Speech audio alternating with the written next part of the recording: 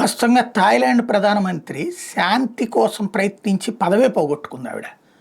ఎందుకంటే కాంబోడియాకి సంబంధించినటువంటి మాజీ పాలకుడికి ఫోన్ చేసింది. వాళ్ళ అబ్బాయే ఇప్పుడు అక్కడ కథ నడుపుతున్న ప్రభుత్వాన్ని నడుపుతున్నది కాబట్టి ఆయనకి ఫోన్ చేసి అంకులని మాట్లాడితే ఇట్లాగా మా సైన్యంలోనే కొంతమంది ఒప్పుకోవట్లేదు, ఖచ్చితంగా యుద్ధం అనివార్యం అంటున్నారు, ఇది ప్రాబ్లం అవుతుంది, జాగ్రత్తగా చూసుకుందాం అని మాట్లాడింది. కానీ అది లీక్ చేసింది మరి అవతల కాంబోడియా వాళ్ళు లీక్ చేశారు, లేకపోతే సైన్యం థాయిలాండ్ సైన్యం లీక్ చేసిందో. కానీ ఆమె పదవి పోయింది. ఆమె ఏమి నేరం చేయలే, ఘోరం చేయలే, దేశద్రోహము చేయలే, మా దేశాన్ని నీకేం రాసిస్తానలేదు, యుద్ధం మంచిది కాదు అని చెప్పింది. కాబట్టి ఆవిడ అదే మనకైతే ఇక్కడ శాంతిదూత అవార్డు ఇచ్చి మహాత్ముడు అని పేరు పెట్టి దశాబ్దాల తరబడి ఆయన పూజిస్తున్నాం. బట్ అక్కడ ఆమెను పదవి నుంచి తొలగించి దేశద్రోహిగా పిలుస్తున్నారు. తేడా అదేనమాట.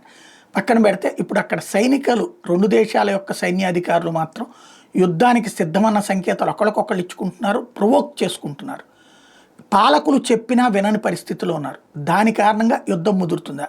వెనక నుంచి మాత్రం అమెరికా, యూరప్ దేశాలు రెచ్చగొడతాయి. ఎందుకంటే వాళ్ళ ఆయుధాలు అమ్ముకోవడానికి ఇది సరైనటువంటి సందర్భం కాబట్టి. ఒకవేళ వీళ్ళు కనుక ఈ పాలకులు ఒప్పుకోకపోతే పాలకులని దించేసి వీళ్ళు సైన్యం చేతుల్లోకి తీసుకోవడానికి కూడా సిద్ధపడిపోతున్నారు అన్నటువంటిది చర్చ నడుస్తుంది. చాలా ప్రమాదకరమైనటువంటి అంశం అవుతుంది.